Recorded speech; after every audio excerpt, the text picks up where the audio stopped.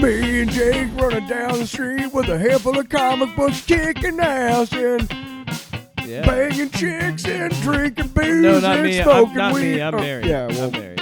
Jake. Can't do that. Yeah. Off panel, off topic with Jake and Tyler. Welcome to episode number 205. Are you for sure on that? Yeah. Okay, we figured out the number. I updated the document. So Good deal. it is written.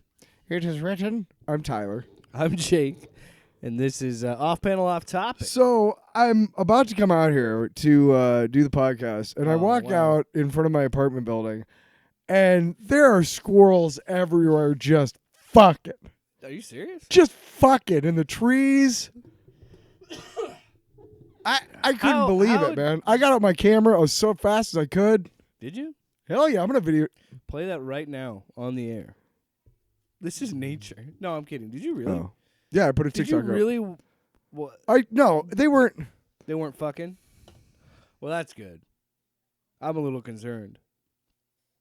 I feel like you took it way too seriously and kind of ruined the bit. That sounds like it would be a plague in the Bible.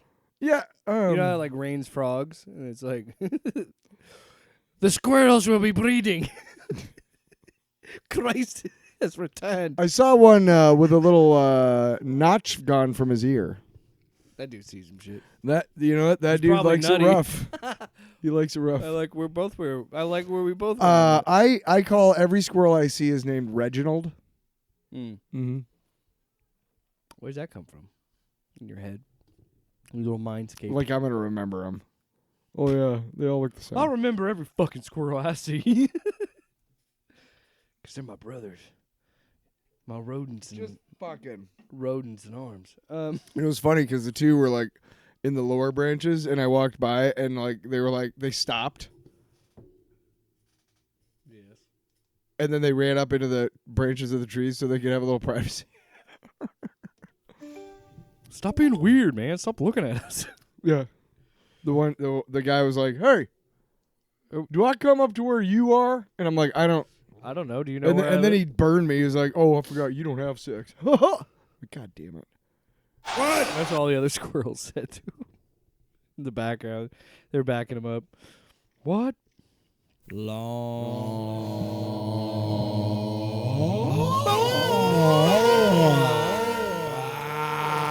It's a long box. All right, Tyler.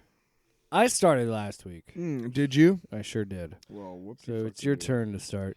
By the way, this is going to be, we did it last week, and this is kind of what it's going to be moving forward. So, yeah, we're going to keep doing long box to start the show, then do a little news, and then get into the books we're talking about. So, Tyler, you have a giant book in front of you. We went to Jay's last week, and excuse me.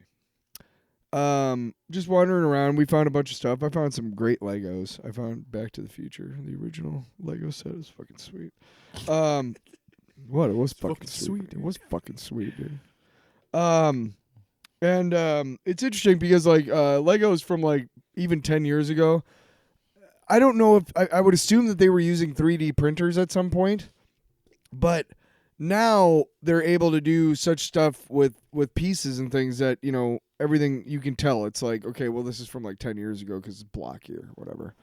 Anyway, but I picked up this book and I thought it'd be really cool for us to see because, as we've said, we don't really read a lot of Wonder Woman comics. And I've known about William Moulton Marston for a long time. Sounds like he came out of the womb with an old guy name. But, you know what I mean? Yeah. So what is it what's in this book? Is it just because I know the interesting thing is the that Batman one that you had that she doesn't talk about William Moulton Marston at all, but what I've read about him is that he was very much into bondage. Oh. And he had a wife and a girlfriend, and they all lived together. So he was really, and this is back in the 30s, so he was really liberated. And in fact, they had to keep their stuff a secret because back then they would have people would have tried to put him in jail for immorality. So he was thruppling back in the 30s. Fuck man. yeah, dude. But the thing is that he was also really into bondage, and there's a shitload of bondage in this stuff, man. It's crazy. Yeah, and it's Morrison. Excuse me. And that Grant Morrison Wonder Woman Earth 1 book, it kind of harkens back to that too. But it's interesting because he doesn't. It's weird because he has a specific way of drawing women, and then every guy is like a caricature of something. Like the guys' heads are way too big, like compared to the women, and but he draws every woman almost the exact same. And there's this weird part where Mars, the war god, present ruler of this world. You see these big giant heads, and then her. Yeah. Like what the hell? Present ruler of this world receives unpleasant information from his slave's secretary. Slave secretary. And it's this beautiful, petite, girl or woman, and she's got a ball and chain, and she's wearing like prison, black and white stripes. Here's the report you asked for. There are 8 million American women in war activities. By 1944, there will be 18 million. Hounds of Hades, women! This smells like more of Aphrodite's work. American women are warriors. Wax, waves, secret agents. 10 million British women are in service. 30 million British women. Silence, enough. If women gain power in war, they'll escape man's domination completely. They will achieve a horrible independence. Summon my war staff. Count Conquest, the Earl of Greed and Duke of Deception. Yes. I won't tolerate giving women the slightest freedom. And she's running away to go do what he said. And she thinks... he said, I won't tolerate giving women the slightest freedom. And she thinks, you're telling me. And then she says, yes, master, you're a slave. But it's just like, what the fuck is going on here? I don't understand. And there's a moment where Wonder Woman has to bound her best friend to a chair. What? Yeah, there's all sorts of that stuff. Women bounding or tying each other up. And I mean, all sorts of just, if you're in a bondage, man, I mean, I will say this, from everything I've read and everything, the Wonder Woman comics, first and foremost, showed in a time where women did not have a lot of options, showed in that time that women were way more than they were being perceived by the mainstream society, that they had way more to offer. Wonder Woman was also fiercely independent. She loved Steve Trevor, but she was never the damsel in distress. In fact, the whole thing was flipped by Steve often being the one in trouble and Wonder Woman saving him. Yeah. And the fact that this book sold so well in the 30s is incredible. Yeah. When you think about how that was flipped, I mean... Yeah, because there are several female readers of comic books, but I think a lot of it is still, it's a mostly male-oriented... But then you see, Etta Candy is her friend, and she's often portrayed as, a Cupid doll, like a caricature of a fat woman. You know what I mean? It's not... Yeah. And obviously cartoons or comic books are generally not meant to... be actual representations of human form. And it's funny you say about Wonder Woman being independent. That's what I think I've always criticized, with what the New 52 did with her and coupling her up with Superman. Yeah. And my issue with that was always I would prefer Wonder Woman to get the same treatment that Batman does. Yeah. Superman's a little different because he's always had Lois Lane in some extent. But Batman has been more... Batman's never had Batman a has girl. had multiple lover. He's kind of just... He's never really... Catwoman... is the closest. In the most recent comics, they've been trying to... Or rather, Selena Kyle is the closest thing that he's ever had. But I think that Wonder Woman, like Batman... that should be their roles, and that's just who they are. And I like that Superman is tied to Lois and has that relationship with Lois because that makes him the more of that all-American caricature that they're going for. And yeah, it's just interesting to see those beginnings with the bondage and the. I'm a huge fan of seeing something of that time. You've seen me buy a lot of these. You gave me one as a gift. I have one on my shelf. Which one? The Batman, the Warriors. Oh yeah. like the very first. No, but they're Batman doing like comic. singular issues. They're called replicas, I believe. Oh yeah, but they 'Cause have like the fake ads and stuff. Well, no, didn't they reprint the entire book, like ads and right. all. It's ads of the time. Right, Yeah. it's not just a reprint with the ads of today. Like Fantastic Four is a perfect example, right? Got one right here. The Perfect example. coming of Galactus Now, his coloring in the beginning was green and red. would be a mess. By the way, Mm. Galactus has come. It says the coming of Galactus. Wow. The coming of Galactus. Make sure you better wear take a condom. You better get one big ass one, cause you're a giant. You got one that'll fit what I'm over the saying. Empire State The Building, cause that's drippings about alone would fucking ruin just, your car. man. You are goodbye, Great Lakes. I want you to. I want us to remember this conversation to Mm. why we never get sponsored. Man, Galactus has come would be. Also, we're in the middle of talking about, I'm you the know, worst. yeah, you are. But you're funny. You are funny as hell. No, but I've been a fan recently, and I bought like Action Comics #1. It was a replica, and that was really interesting because Yeah. like most of the other stories are just shit.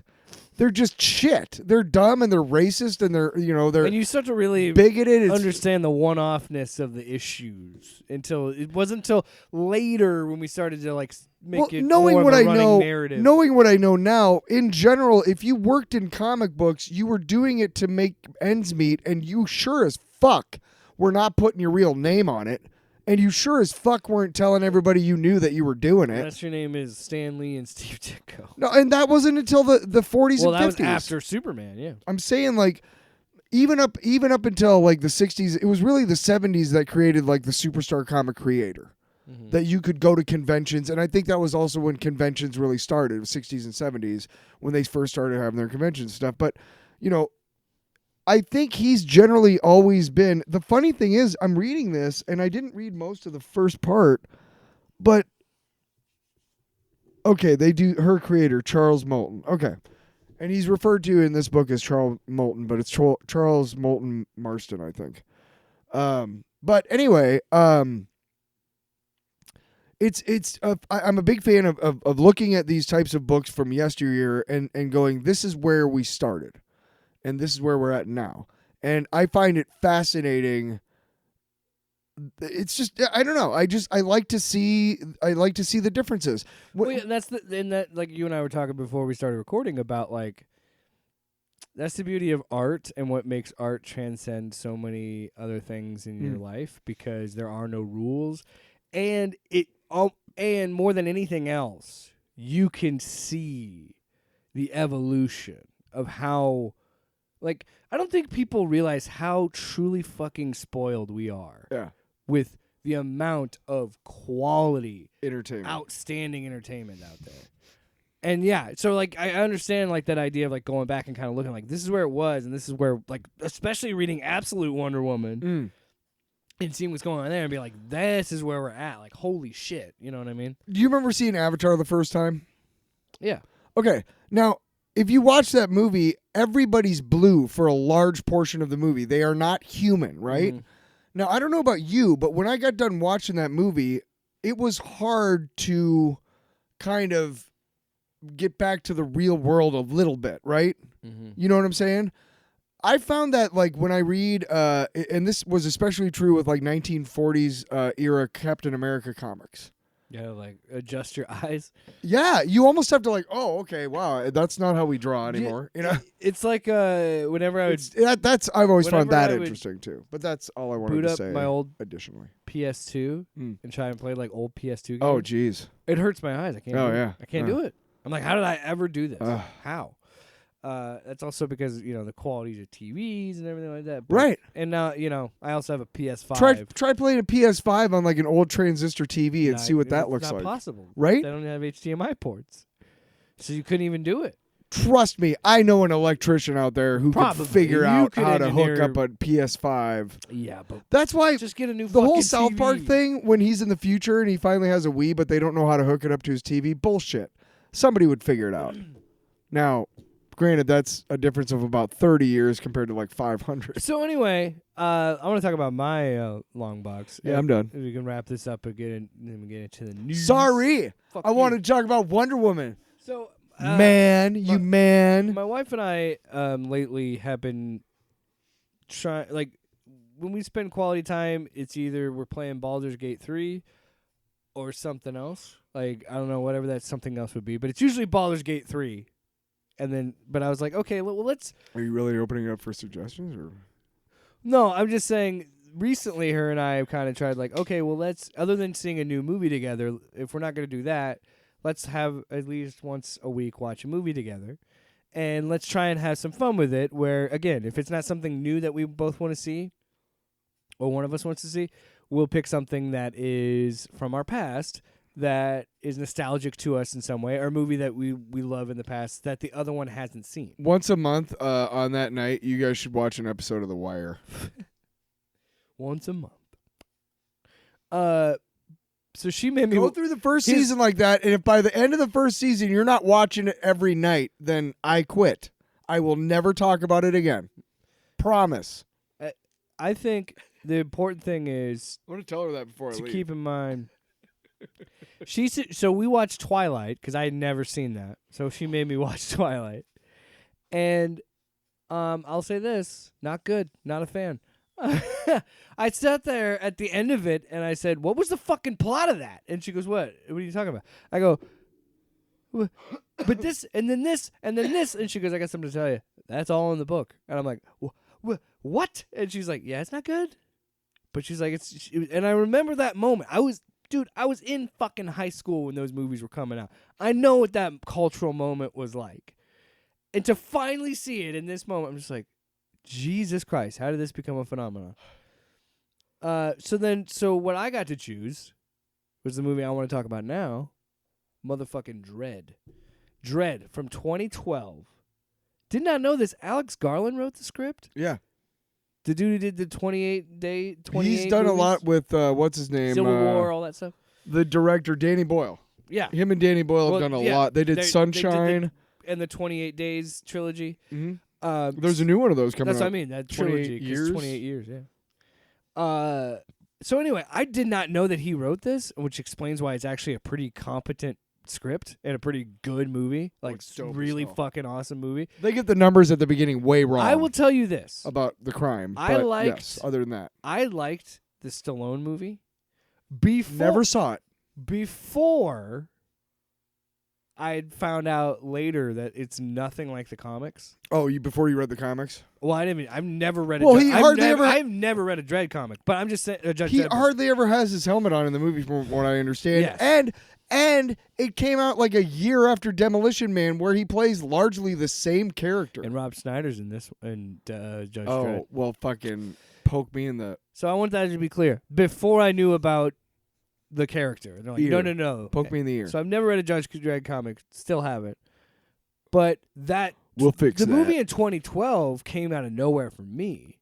I was hanging out with my buddies, and they're like, "Dude, have you seen this yet?" Like, I think it was a Redbox rental. That's showing you the time. Redbox. And he was like, "Dude, have you seen this?" I'm like, "No, I don't know what." He goes, I'm like, "Oh, I like that first Dread." He's like, "This is so much fucking better than that movie, dude. Watch this." I don't remember which friend it was, but one of my friends introduced me to it. I don't believe he takes the helmet off once. He doesn't. Movie. He does not take his helmet off at all. Carl Urban, fucking legend, dude.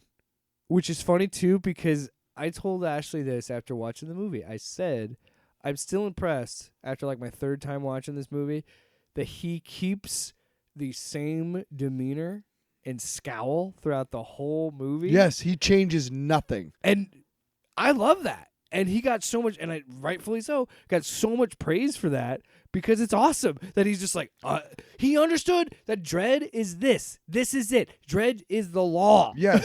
But what you got to understand is that if you've ever seen pictures of Dredd, which I'm sure you have. He's always that same look. Yes. That's what he looks like in the fucking comics. He's angry cat is what he looks like at one point. What I appreciate about that movie so much, too, is that everybody in it, one of her henchmen, Wood Harris. Gleason's in it too. Yeah, Wood Harris. Yeah. He's a prominent figure in The Wire. That actor.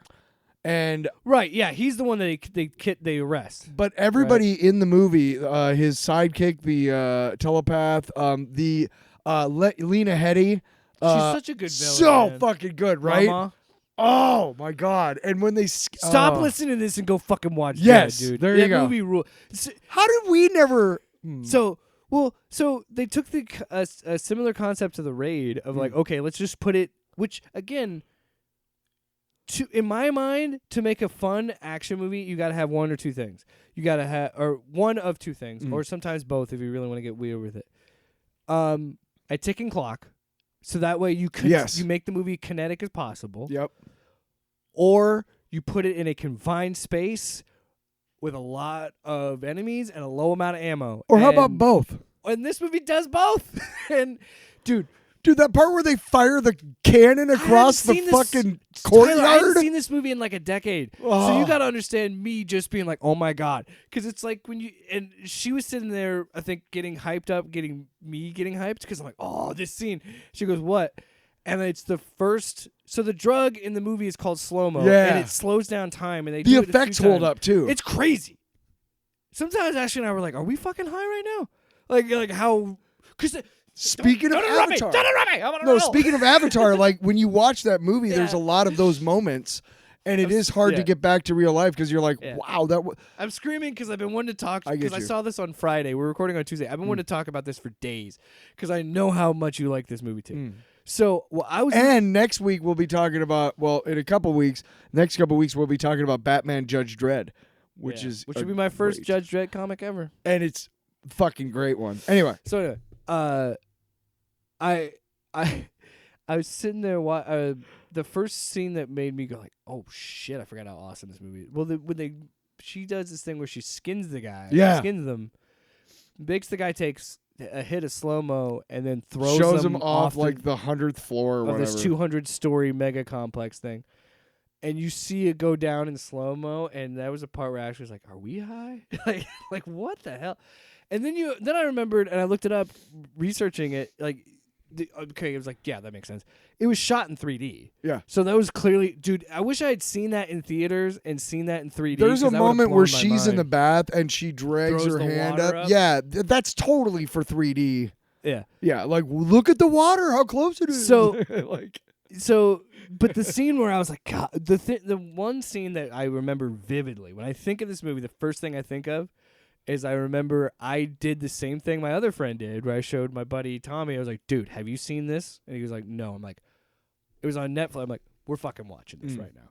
So I put it on, and I will say, whatever your vice of choice might be, if you're going to take some drugs or drink some alcohol, this would be the movie to do it to because of all the slow-mo shit.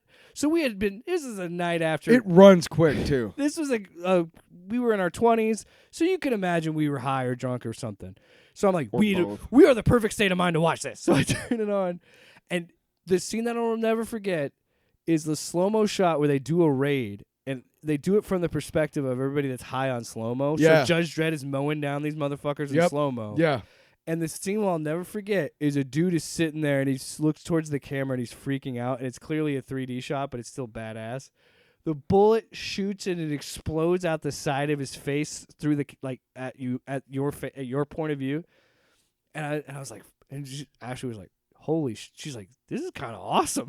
I was like, "It's a great This is what movie, I'm telling you, dude. That movie fucking rips. Like it is so good. That movie fucks. It's on HBO Max. Go watch it. Yeah." Highly recommended myself too. Let's hop real quick. We got a couple of headlines to hit, and then we'll get into the books. Let me pull it up. Vamp. Blah. All right, some news. Marvel and DC announced, I think it was earlier this year, that they were going to do crossovers again, similar to the amalgam, whatever the hell they were called back in the 90s. Yeah. So yeah, they're doing that again. Which kind of makes me think, like, are they hurting for cash?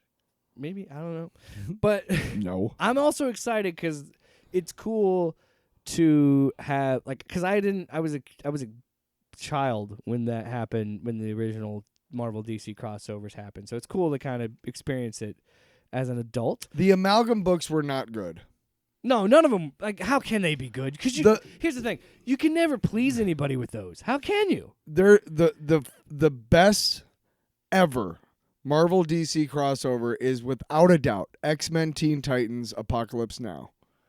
That is the best one, hands down. I don't know. Batman Predator's a really good crossover. But no, I said Marvel DC. Time out. Yeah, you said Marvel DC.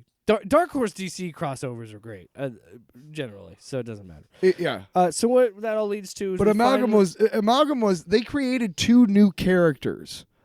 And Claw. No, one was the DC guy and the other one was the Marvel guy, and they were the embodiments of each universe. Well, did you? And this one superhero got them to talk to each other again, or who cares? Anyway, it was not dumb. The point. That's not the point. It was dumb. So what we're talking about now, the reason we bring that up is they finally announced the first crossover books, and that is Deadpool Batman #1. Mm-hmm. That's written by Zeb Wells. I have Zen in my notes. It's Zeb Wells and Greg Capullo, who did. He's good. He's great. He's I really love great his artist. art. I love Greg Capullo. And Batman Deadpool #1 by Grant Morrison and Dan Mora, and those are dropping. Those are both the same thing. Batman Deadpool, right? Well, are they not Zeb both? Wells is doing the Marvel one, and Grant Morrison is they're releasing 2 books. There's the Deadpool Batman #1 and Batman Deadpool #1. Oh, so it's Batman Deadpool or Deadpool Batman. Oh my God. Depending on your preference. Punch me in the face. So that's coming out September 17th. I don't mean I'm excited. I mean this is dumb. Should we 2?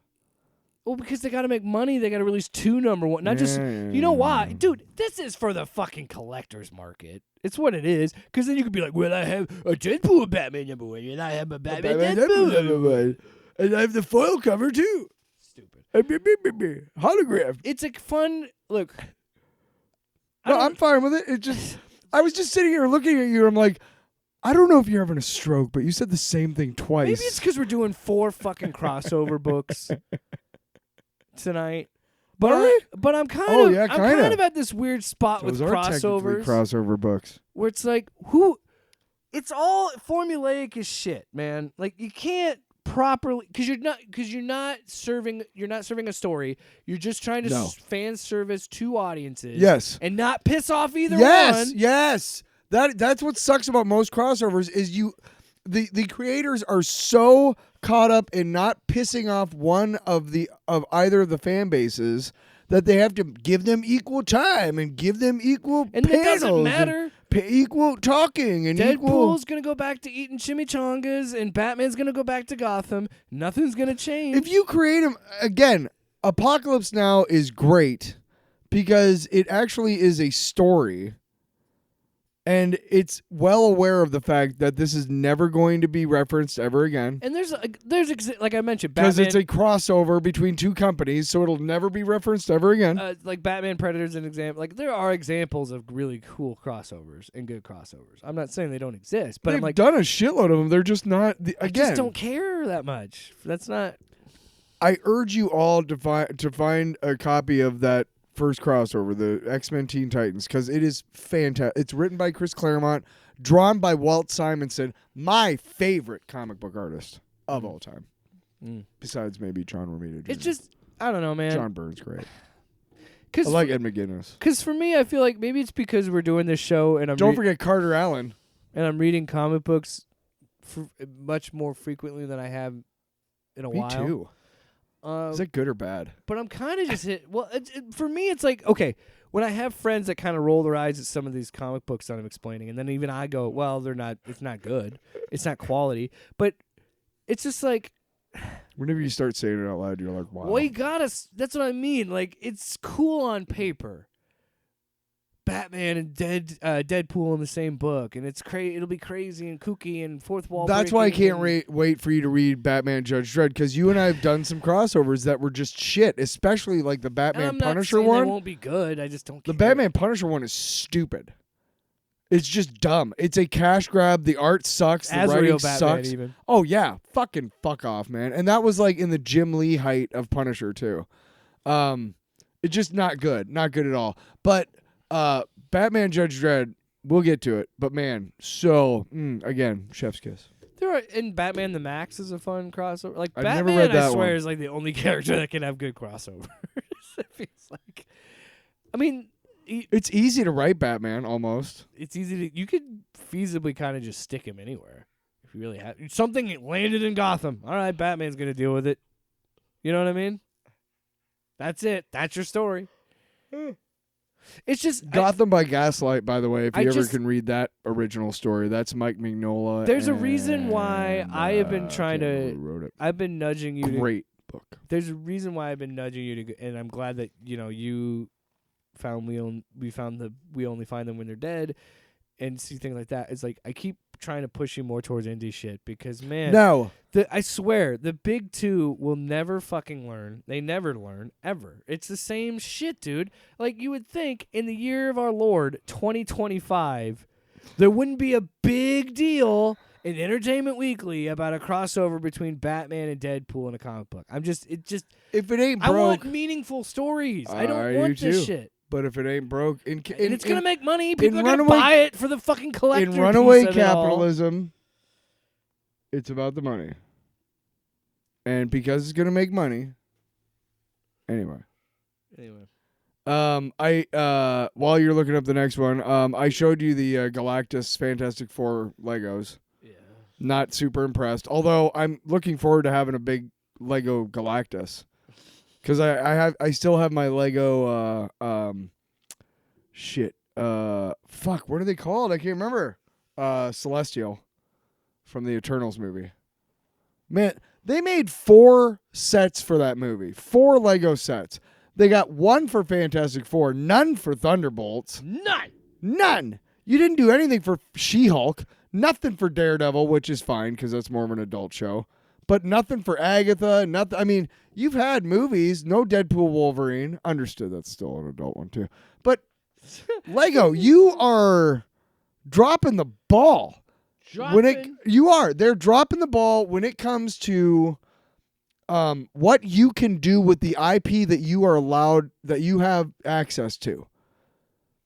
You are giving me every quarter, you're giving me a couple of Spider-Man sets and a couple of Superman or a couple of Batman sets. And that ain't okay anymore. I'm tired of it. There was one summer that they had these sets. One of them was, it came with Blue Beetle and Killer Moth. Okay, and Batman. Yeah. But it was a set. And then the next one was it came with like the Outsiders or the Suicide Squad. So it was like Katana, Captain Boomerang, Gorilla Grodd, And no, but they were all minifigures that you didn't have. Yeah. That you'd never seen before. I see now almost every Marvel or Star Wars now even set that comes out. I have those minifigures. And if I have no need for those minifigures, I have no need for the set. So figure it out. I don't mind having 1,000 Batmans. Every Marvel one has to have a Captain America or a Spider-Man or whatever, right? But if you're not giving me additional minifigures that I don't have, then I have no use for you. And also, I want to be clear. So get on it. To go back to the crossover thing, if you like crossovers, that's okay too. There's nothing wrong with that. There's nothing wrong with that. Crossovers can be I'm really... just saying I don't prefer... Dude, the Warner Brothers Looney Tunes crossovers, the DC Looney Tunes ones, were fucking insanely good. What if the Flintstones one is so good. What if Mickey Mouse was the Avengers? That was a fun little book. It was okay. No, but I'm just saying some of those are cute because it's like getting your kids interested. I'd rather read the Warner Brothers. I'd rather read the DC Looney Tunes ones because they are not afraid of censors, and Disney is super conscious of their image. And they ain't going to have Mickey killing somebody as Wolverine, which they should. Why won't you let me finish my point? I'm going to rip your fucking head off.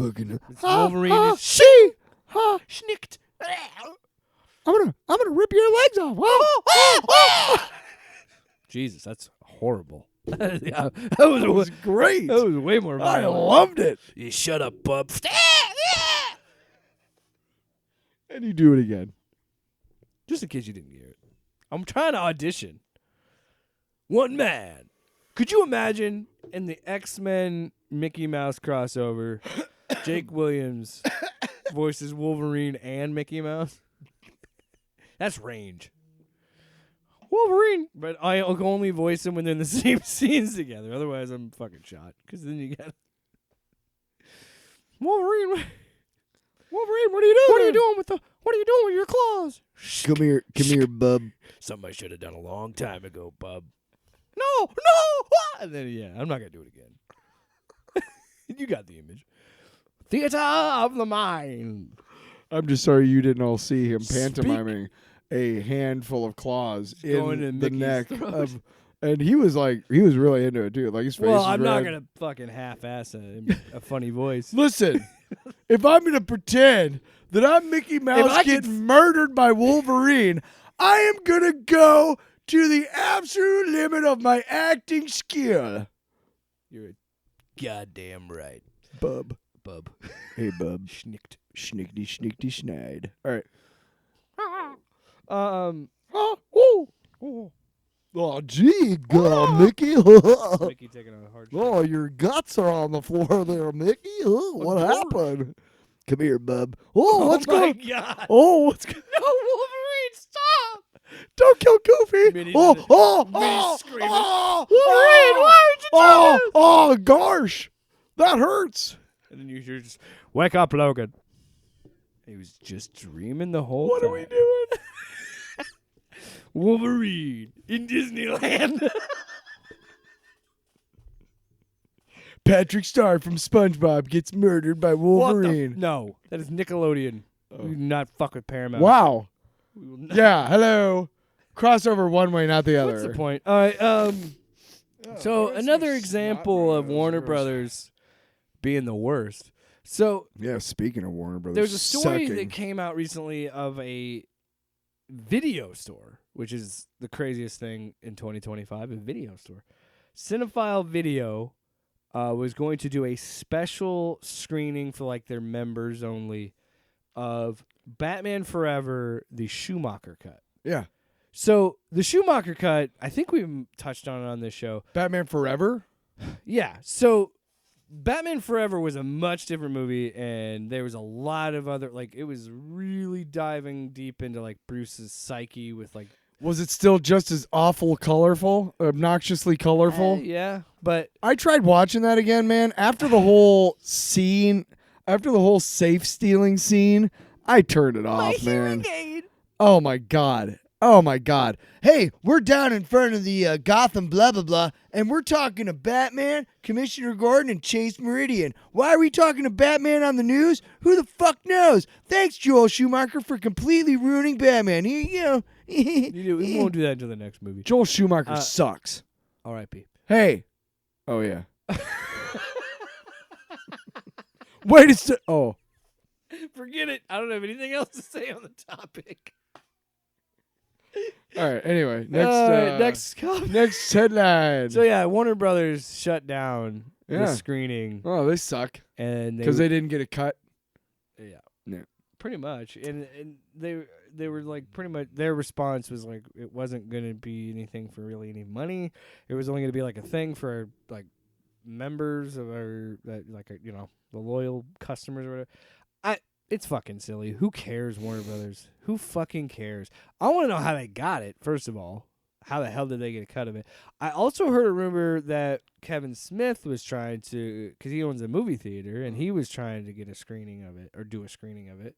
So, again, similar to the Snyder Cut, why aren't you, if it exists, if there's a working print of this fucking thing, why not digitize it and put it up on HBO Max? What do you have to lose from it? It's not like you have to kill it. I know you love making people spend their time and money and talent and then killing projects for no fucking reason. But here's something that exists that's been on the shelf for 30 years. Almost 30 years. Or maybe it is 30 years at this point. 30 years. Re-release it, you pussies. That's all I'm saying. Fucking cowards. All right, wrapping it up with a real quick clip here. You think Lay's and Warner Brothers executives all hang out at the Coward Country Club? You fucking cowards over at Lay's. Get the fuck out of here. Why do we hate Lay's so much? Of all the chips. We want those sponsors. We will suck But that you corporate not as dick. long as you just keep shooting that idea down like a wounded The deer only thing shooting is you. is Alright. Galactus. Galactus is coming. ah! Ah! Oh no. Ah! Is it snowing? No. No, that looks more like a liquid. That's chubby rain. Chubby Ray. Got you, sucker. You know what? That's why I love you, because I don't think many people get that boat. Oh man, That sick love that ref. fucking movie. That movie is great. Awesome. When he sees her boobs. Yeah, okay. Awesome. All right, so here's a clip. So Tony Gilroy was recently with Diego Luna and Stephen Colbert doing like some sort of panel thing, like a public speaking thing. I got this clip from Culture Crave's Blue Sky, and this is just a really funny thing that they clipped up. But yeah, so go follow Culture Crave if you don't. Yeah, douchebags. Whoa. Why am I so mad? Tony Gilroy Mean. has some harsh words about the Little Mermaid remake, but not what you would think. He has a certain beef with this movie, and he'll tell you why. Amusement's sake, when we started season 1, again pre-COVID, I had an office in Pinewood, and my window looked out. We were trying to build Ferrex, and like Ferrex is this huge thing, and we're going to stake all this money on it. It's going to take like 6 acres to build it. And out my window is the back lot, and who has the back lot? Little fucking Mermaid, and Little Mermaid is there like That's a the Disney- whole that's a Disney- time that's a to Disney movie. haunt That's a me. Disney movie. Why is that not my? Yeah. Ixnay on the Mermaid. Yeah, no. They're watching I right really now, hated Tony. Little Mermaid because they had, and we're going to go to Marlow, like 18 more miles away from the hotel in the middle of nowhere by a refuse site and build it. It's like, wow, we could build it. So season 2, Gorman went where the Little Mermaid had been. For amusement. I love the fact that like he has the balls enough to be like, no, I don't give a shit. I don't give a shit that it's a Disney movie. Fuck them. I thought that was funny. Good on him. Yeah. No. See, when you make things like that quality, you can say whatever the fuck you want to Disney. Also, he's not disparaging the Little Mermaid. He's just giving it. No, I know. I'm just thought that was a funny clip of him just talking shit to his employer. Oh, being yeah. Like, oh yeah, we could have used this, but we had to have Little Mermaid. Yeah. But yeah, good on him for that. Sake. Oh, When shut we- up, when we- Tony. I praised you. Now get out. Looks more like a liquid. My chair's creaky. My chair All is right, creaking tonight's it books up. are special. All right, so we got the second volume of We Only Find Them When They're Dead, Mhm. which is what we will end the show on. Mm. But it's the main event. Have a The special. the undercard we have features 4 one-issue comic books. It's One actually shots. it's actually really interesting that we use this analogy of undercard and stuff because we have up first on the night we got Godzilla versus Fantastic Four, and after that match, hold on. get him. If you're going to list, you better get him. Mhm. All right, hold on. Get him up. Get him. If you don't know who we're talking about, you will You soon. don't. You need to listen to the show. Need to listen All to right, the first show. up, we got Tonight we have Godzilla versus Fantastic Four. What? Jesus Christ. Yeah. Next. I don't know which one. You gotta show it to me. Next, Godzilla versus Hulk. What? And then after that, we have the next bout of the night, Godzilla versus Spider-Man. What? And rounding out the card, we have Godzilla versus the X-Men. What? So yeah, we got 4 That was a lot of work. We for got us. yeah, I know. So it's funny. Wait, we're listing some. Was it Get worth the it? goddamn. Probably not. Yes, it was. And for me, it was. Me too. Love you, buddy. More you know. Fucking. Best friends. So yeah, it's funny that I went on that whole rant about crossovers and how much I hate them. Because yeah, we're doing 4 crossover books tonight. We're talking about God. We just those 4 shit books. all over crossovers, and then we're coming back to you with a bunch of crossovers. I read these out of sequence. Isn't it- I read. Well, okay. First of all, there is no. To me, there is no thread winding Not them really. together. No, the there only isn't. one is Spider-Man connects. Spider-Man mentions the previous Hulk book, Sure. but that's about it. Right. And it doesn't even matter. You could just, in the way that it's read, and the way that it is just like, oh yeah, you fought Hulk, and da-da-da-da. It's just like any other comic book where it's just like, yeah, that happened in this thing. I gotta say, man, oh man, I should not have read them in the way I did, because I read them all. Well, I read the Hulk Godzilla vs. Hulk book separately. That's the first one I got. I skimmed through the Fantastic Four one, but you really start to understand the formulaic nature of them when you read them all back to back. And that's really where I had that rant come from of like, okay, what is the point of this? I get that all this exists because it's a celebration of Godzilla. It's the 80th anniversary of the character. I understand that. There's, crossovers are a nature of comic books. Sure. But it's just this, like, I didn't even read the Fantastic Four book, but I skimmed it because I know what happens because I'd already read the 3 other books. What happens is what happens in every single one. No shit. Godzilla shows up, people panic, and then hero fights whatever it. hero of the book, right? And it's okay. So the first one is basically Fantastic Four, and that's the 60s. The 70s are the Hulk. The 80s is Spider-Man, and the 90s is X-Men. And I think there's another one. Did you say the X-Men has one? There's one more book. It's the Avengers.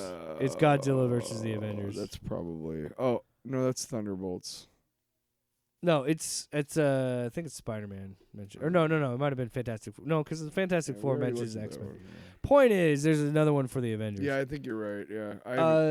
Death of the Silver Surfer. Right. That's what I was telling you about. Oh, I love it, Marvel. The Death of the Silver Surfer. Power cosmic me damn. What a shitty summer. You're going to kill Thor and Silver Surfer in the same summer. Yeah. You bitches. Eat it. All right.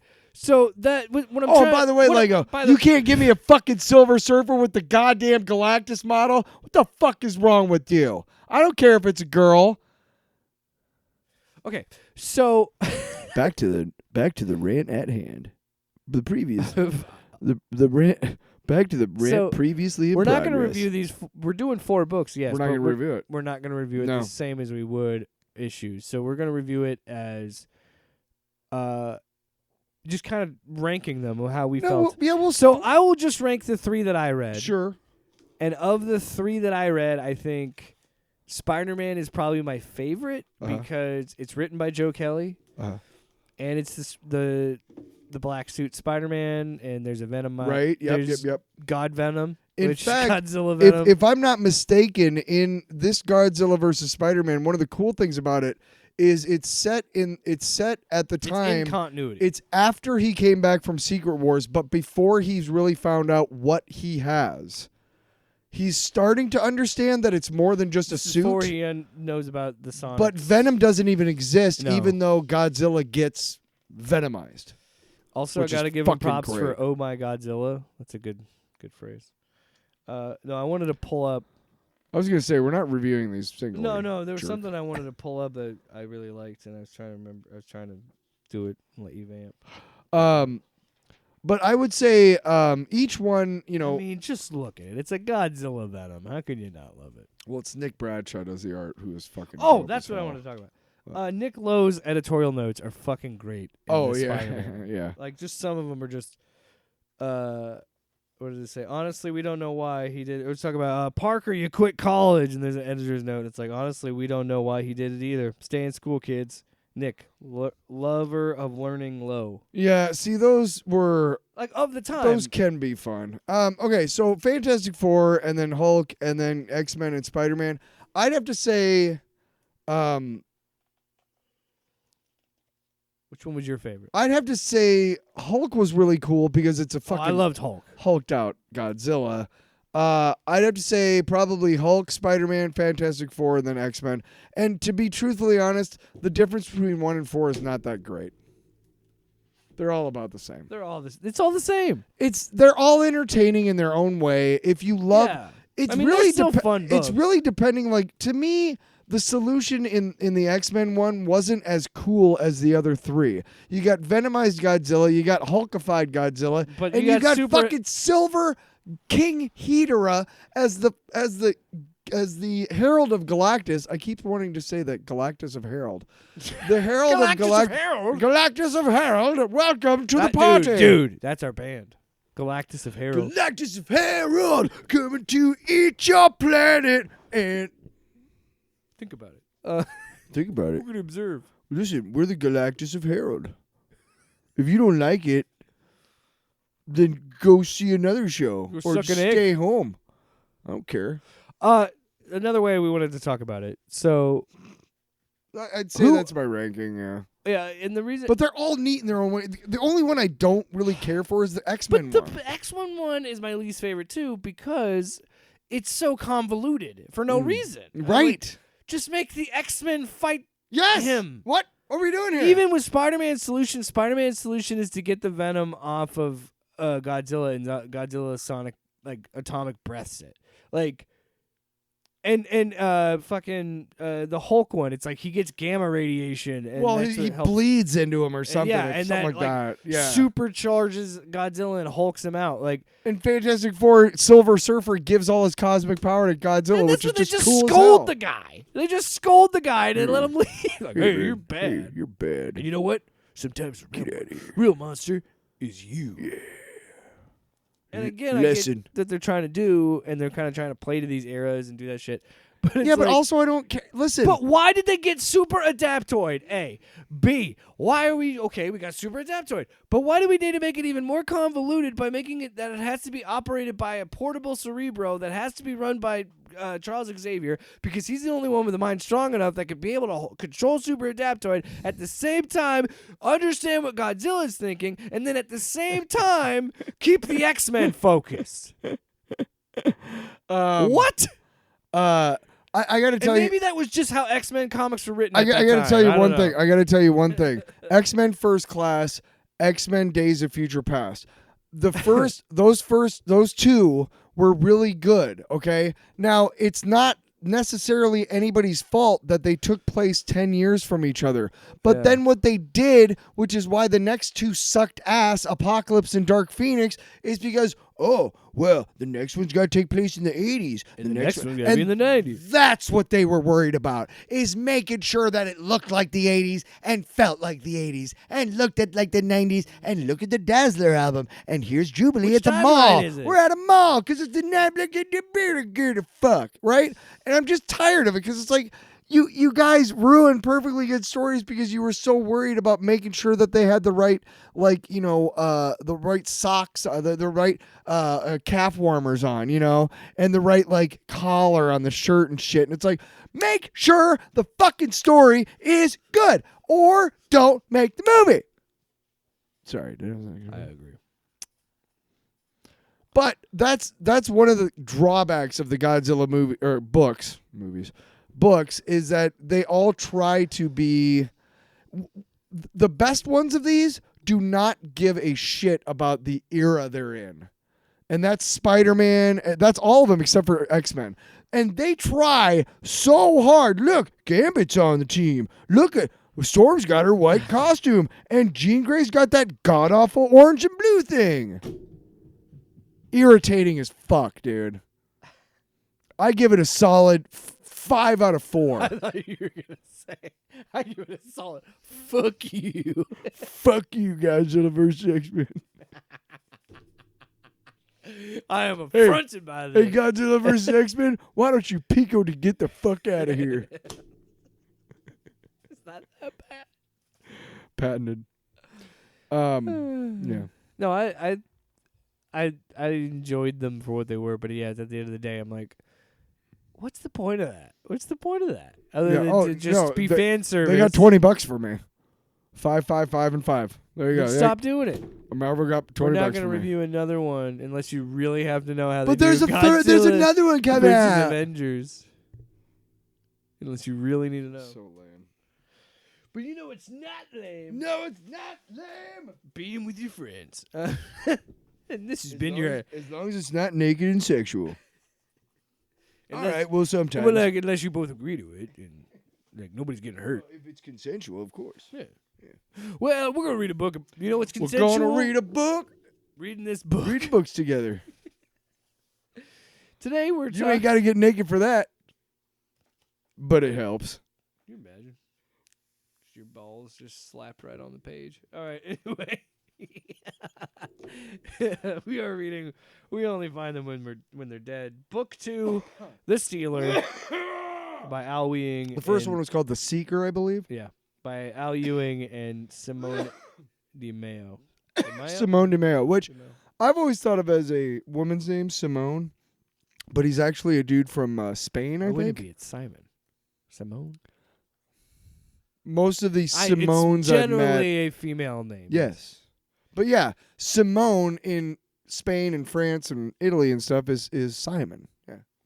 So yeah, first. Good job, buddy. This is issues number 6 through 10 of this book. So yeah, it's only a 15-issue series. So this is book 2 or 3. Which yeah, I love it. I love it because this book is such a breakneck speed. Like I just read 6 volumes of Lock and Key, and it's very similar to that, where it's like, as soon as this book, because of its pace, similar to that, I couldn't stop reading it. I'm like, I needed more. I need more. I need more. Reading it. So I cracked this bad boy open. I read it in a day, because again, it's only 5 issues. That's what I love about these books. You can bang them out in a day, but if you really wanted to, just like a good lover. Spiraling. This book is what I will say. You were talking about it, and you say it takes a turn in the second book that you were not expecting. Or the story goes a certain direction that you weren't expecting. And I'm here to tell you, I 100% agree with you. Mm-hmm. I did not at all expect this second volume. Let's first of all say this. We didn't reveal what happens at the end of the last book. Yeah, we were kind of weird about spoilers. Well, I don't want to spoil it, but so here's what we're going to say, is if you haven't read the first volume, go ahead and skip. We're done with the show after this, right? Yeah, this is the end. So here's your final joke. Shit. All right, you can go now. But those of you who have read volume 1 and 2, go ahead and continue to stick with us. Spoiler warning. We just want to make sure that you don't get any undue. So, all of you who have not read 1 and 2 or 1, goodbye. So end of chapter 1, Malik comes back as a god. Okay, so and he's alive and he's screaming, and that's the end of the first chapter. Chapter 5, book 1. Book 1, I'm whatever. saying chapter 6. Yeah. So the end of that, yeah, they finally keep it simple, man. They finally find the god, and it's his confrontation. Mm. I forgot her name. With I do too, but they find a live god and they end up killing her by accident. Yeah, and Jason makes the cutter on the ship slice its throat and kill not her. on purpose. They're doing something else. And you read the book. You read the fucking book. And then they leave, and they leave Malik and all that shit. So the second book takes place about 80 years in the future. Well, it opens 2376, and it looks like a giant face of right. Mm-hmm. And you're like, what the hell? And it says chapter 6, neither bought nor sold, and then we just keep seeing this giant Malik, and then continues. And I want to say, I mentioned Baldur's Gate a lot on this show, but every time I see these captions, it makes me think of that game, because the game has a narrator. And so every time I just think of like an omnipresent narrator just saying this shit in the background, and and I think that's what they're intending, and I kind of love that about it. So when you get to this second book, you realize, okay, we're way in the future. We're a lot longer, farther away, and it's explained. The reason why I love these books is because you don't need a lot of exposition. It's explained along the way. While you're learning, it's naturally in the dialogue. Yes, it makes sense. And there are flashbacks, well-placed flashbacks that tell you what is really, really going on and shit. Right. So at this point, so Malik came back. You understand a couple things right away. Malik came back. Everybody was like, "Cool, we can harvest a god again." But then a bunch of other people were like, "Oh my god, what are you doing? This god is alive." Whatever. Da da da da da. So in the time between the first and second books. Yeah, you have the Earth, which is all the people that are trying to get the resources. The harvesters and the Malikists. So the Malikists believe... Well, everybody by Malik is a Malikist. They believe that he became a god. Yeah, and he they is live God. inside him. Yes. His corpse. And they're anti... Like, they like, and it's revealed in this book that they go after these harvests. They Yeah. find the people that worked Yes. as harvesters, Yes. which, keep in mind, was a lot of the workforce because that's how they got resources. There's one part in the book where a person is talking about, like, I remember when I was a kid and they told me you can go visit on a harvester, and I said no, which saved my life because eventually they go through and kill everybody that even set foot on a harvester. So The other the thing books are- too, she talks about the main character in this book. She's Chen. basically a spy for the Earth, like, conglomeration, whatever. Marilyn Chen, yeah. Yeah. She talks about having eaten a steak of god flesh at one point in her life. Oh, yeah. And how awful it was, how awful she felt. We find out that she doesn't give much of a shit about anything except for the mission. So I want to point something But out. she talks about it. It's interesting because she's like, I had no idea what I was eating, but I knew it was not right or I something. want to point out something that I love about this book that I brought up to you is it has that very old school epic sci-fi feel of we're jumping around a lot. Like, we're jumping massive gaps in time. Yeah. So like the beginning of the book, it says 2376, and then you skip ahead a couple pages, and now you're in the year 2414, and then so majority of the So about 30 years. majority 50. of this book, the current timeline where we are in the story, present is 2414, but a lot of the timeline flashbacks are going to get like 2404, 10 years before this, and then a couple. Yeah, years most of there. the flashbacks in this book too take place anywhere from 5 to 10 years before the current where we're at. And my favorite thing about it, Malik is only in this story as a dead god. Yeah. And you've read book 3. You're currently rereading book 3. I have to reread it.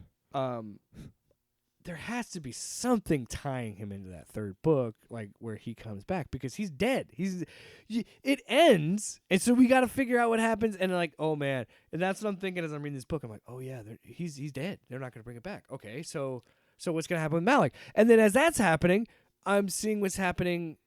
I'm learning. Okay, wait a minute. Maybe Malik was never really the main protagonist of this story. And I thought with book 2, it was about Jason. Because Yes. this whole volume is about bait and There's switches. 3 protagonists. There's 3. Yeah. Essentially. It's Marilyn Chen, it's Jason Howard, because you follow what happens to him. Malik is really Malik's the dead. connection to the first book, and Jason was on his crew. He was his and- lover. Okay. No, not that guy. Yeah, it was. No, the guy on the ship was not his lover. Yes, it The was. guy on the ship had his sister with him. Yeah. Jason? Jason. The black guy? Yes, he was with Malik. No. Yes. No, Malik had a boyfriend, but he was not on the ship. Yes, he was. No.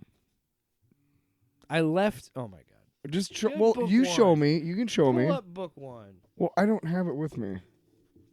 It's the same dude. What are you talking about? He has the blonde hair. The same blonde hair that he did in the first book. I'm positive they're lovers. Let me look this up. No, yeah, Malik is gay, but he's not. That's not his. No. But Jason was part of his crew, and he's been the basic entire story of book 2 is Marilyn Chen setting off from Earth to go to Malik, the god heart, the god star, whatever they call it. And again, in that community, they built like a star like community, space stations and shit around Malik, and you can tell when they get to Malik that at some point people started harvesting him because his arms are kind of gone, his legs are kind of gone, but everything else is untouched, and it's like a crime, like we were talking about earlier. Like, people were like, if they ever even set foot on a harvester, and she's trying to steal something called the God Brain. Or the God Crystal? The God Heart. God Heart, which is God Crystal, something. And they reveal that it's like later on in the volume, it's revealed that they want the God Heart because they still harvest those because that's the AI they want. Right. So it's clear that Marilyn Chen is just there for like a corporate, reason. She doesn't give a shit about anything but money and her mission. It's clear, like, after a little while. She will say and do whatever it takes to get through these Malikists. And they come across Jason, and they end up actually kind of kidnapping him. And they're like, hey, listen, man, we're gonna take this God heart and we're gonna go away, and they're gonna try and keep it from going back to Earth. And Jason, or the guy in this one, he literally says, "You know what? I'm tired," because he sided with the Malachists because he could read the room. They rescued him from torture, and he knew that if he didn't like go along with it, so he says to them, he's like, "You know what? I've been controlled like my entire life, because like the last 50 years. They tortured him for so long, right? But then they released him, and then the Malachists released him. They rescued him, right? And he knew he could read the room, but he didn't like doing it. He didn't like being like the earthly whatever, the face of the religion, whatever it was. Yeah. So they do commandeer Malik, and right after they do that, the person that's been helping Marilyn through kills Marilyn. And she goes, "Jason, I'm actually here from this. And I got to tell you, this is what we want to do. What do you want to do?"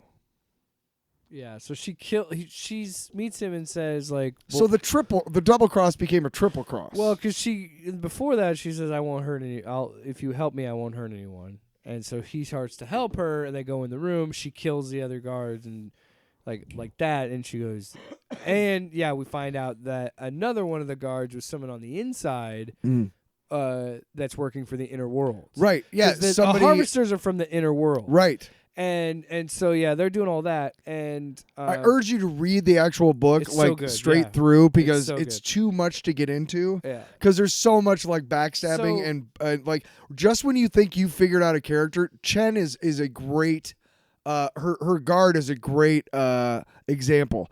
Just when you think you figured her out, she flips. You know, it's like, holy shit. But I urge you to read it because it's so well done and well written. Are we not? I thought we were spoiling. What are we doing? We already talked about her guard. Oh yeah, killing Chen. That's true. We did say that. Yeah. I did. I did spoil, but we also told them not to listen. Not only that sequence. But we also were. But we haven't told you what Jason decided. No. Did we? And you know who we're not gonna. We haven't talked about it all is Bristow. Bristow's ascension is running parallel to all this shit that's happening, and he's got his own reasons to not trust. Is he the guy at Earth, or is he the guy on Malik? Bristow is the guy who takes over the security. Yeah, on Malik. He gets his in book 3. I'll tell you. Yeah, Bristow's an asshole. Or does he get it in? So we get a flashback at this, and we find out that he got to his level. He sees what's going on. He figures out, okay, I found a recording of what they're going to do. They're going to steal Malik. They said they want to steal him and go and, whatever. So that's happening, and the security officer is like, oh, okay, hold on and wait a second. Let's figure this out. And he goes to reach in his desk to pull something out, and fucking Bristow just mows him down. He's like, you was reaching for a gun. You saw it. And the other guy's like, what? He goes, oh, you're going to deny what I'm saying? You're going to deny the fucking head of security? He's like, I don't see anything. Like, oh, yeah. So then you find out, oh, he's always been a fucking psychopath. Well, book 3, I will state this. You have a epilogue of book 2, which I won't get into because it kind of has to do with what Jason decides. But you have an epilogue. The book 3 kind of opens up with a little bit of backstory from book 2. And then what's up? Oh. And then it goes into the time of the prologue, which is another 80 years ahead of that or whatever. But one thing I can't stress this enough. Except for Absolute Green Lantern, I have yet to read an Al Ewing book where I'm like, this is bullshit. Fuck this guy. He's a hack. And yes, I'm sorry, but Absolute Green Lantern, I could care less, man. I don't care. But this book and the art is insane. Yeah. It is cinematic. It's like cells from an animated movie. Yeah. It's very kinetic. Yeah, and it's stylized. It's not, it's not like realistic by any means, but I mean, how can you be realistic about a giant god? It's like an anime. Yeah, it's stylized. This is there's definitely looking like an anime that I like versus Green Lantern. Right, there's definitely an anime inspiration behind his art. Yeah, his art style. but it's just gorgeous. It's a gorgeous book. It's well written. It's The lighting is done like again. The reason I say it's animated, it feels animated, is the lighting. Yeah. I don't see a lot of books play with lighting like Yes. this one does. the coloring too is interesting a lot because you'll have whole pages that are just red. It's like the shit part where Bristow guns him down. Yeah. Ugh, it's gnarly. You're gnarly. The double crosses of the guard working on the inside. Let's not give away any more about the Give away book. all of it. No, we haven't. Yes, we have. The point is that if you really want to appreciate this second book, you'll go out and get it and read it, and you'll learn about all the double and triple And the crosses. splash pages make me splash, buddy. Yeah, make me splash 'cause you're wet. Wow. Yeah. That's what you're can't- alluding to, right? Yeah, I can't wait to read Volume 3. However, some jackwagon Me. didn't read Volume 3. You know what's fun is we're both going to be doing off-panel off-roads this weekend. No, we're not. I ain't doing shit. I don't know if I'm going to do it or not. I'm potentially going to be going to Des Moines Con this weekend. I haven't decided yet, but I might go just to spite Tyler. Well, I didn't fucking know it was this weekend. Yeah, you did. No, I fucking didn't. I went demon on you. That's how much That's I do. that's called gas. It's not a demonic spirit You're inside. telling me every time I fart, that isn't a demon leaving my butthole? That is not a demon leaving your butthole. Well, You can keep praise be. Off panel, off topic with Jake and Tyler.